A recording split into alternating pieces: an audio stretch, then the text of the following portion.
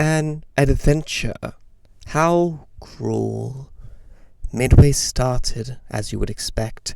My brother and blank were going to grab something mundane and important from home base home. I thought I'd hitch a ride and investigate this place I was told about. It seemed fun. The geology consisted of people on the sandy knolls, a vast and winding track leading to them, as well as two tall piers. They're designed almost as a series of watchtowers, connected by bridges and stretching endlessly into the sky.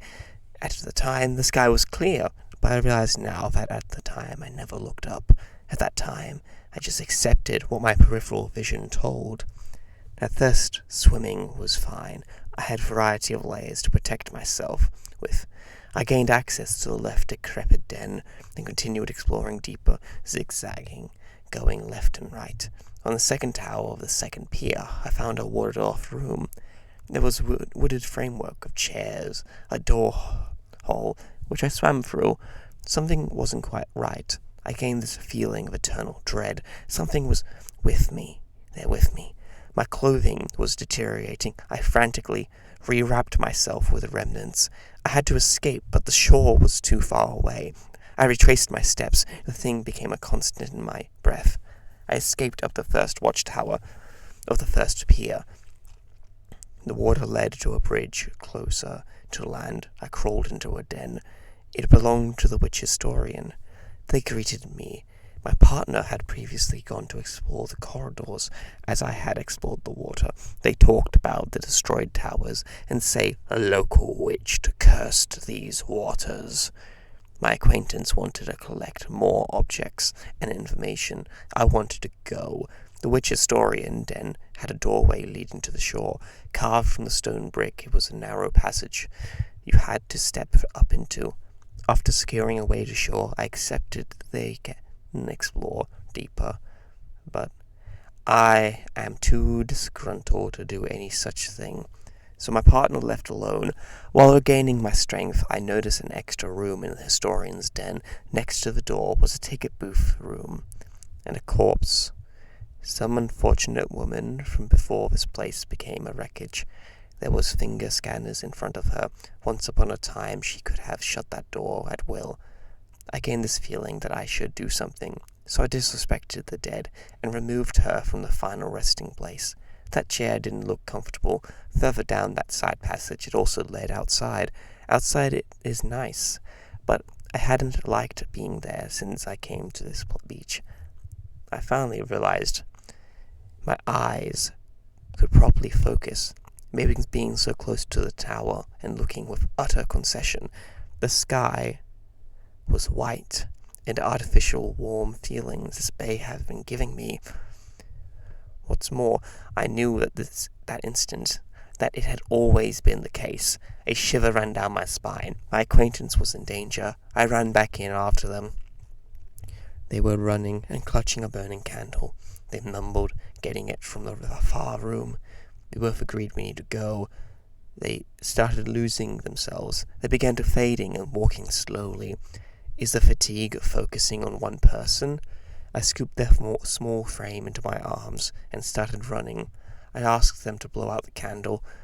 They tried fleetingly, but between running breaths I noticed they were unsuccessful. I asked again. I made my way into the historian's den. They agreed the candle was no good, and only a seal would be good enough. The ground was rumbling, but I couldn't sense it when compared to my own contorted breath. The corpse and the ticket booth entrance was gone. Why move it? I squished myself closer to my acquaintance and slipped through the doorway. Color had drained from a lot more than just the sky and the ocean at this point. My partner was looking white, not only their face, but their clothing as well. The ocean was growling. Seeing it scared me. I knew deep down that whatever happened, the witch was going to reach out, and that, unless we were long gone, we will be long gone. I ran and ran up the zigzag path. I wish I could just scale this lawn, but it's too high. Was it this high coming down? I don't know. A feeling of the ground falling out from beneath me. If I'd stepped off the safe brick path, I chanced past the first right watchtower. By now the sky has also begun reaching for us. Black, dusty rain was also reaching out for us. I'm reminded of the candle. It's still glowing. It must be burning more than just wax in this weather. I tried to blow it out. I cannot. Why did I request my already frail acquaintance to do such an impossible task? Despite the time, I needed something of the witches, and this chance door was what I needed. I left my weight on the front, leaning against the wall. I couldn't break the door, so I broke the ticket booth wall beside the door. Another corpse, how grim. Once inside was more preserved than the other side, but my eyes closed on a pendant, almost as if it's called to me. This marked the same symbols the historians had marked around their robes. Without ado, I left that forsaken place and tried again to put out that flame. Only when I held the pendant and blew did the flame go away. My partner dropped the candle holder. From once clenching hands, I scooped up them and the candle and began running. The ocean hadn't taken kindly to my break. From panic, it had closed a third of the gap of the rolling mass, its foam forming devious grins like a creature waiting to pounce. I was terrified and my experiences began to blur, but the run was long. I saw many cars fleeing past. I hope I can find a ride with any luck. My luck showed. My brother drove past. I was almost there. A car stopped for me. Then it vanished. Why? Moments later, the creature of the rolling deep bounced, and me, my clenched partner, and all the cars were swallowed. The rolling deep felt as if many skulls screamed in fear and terror at their misuse.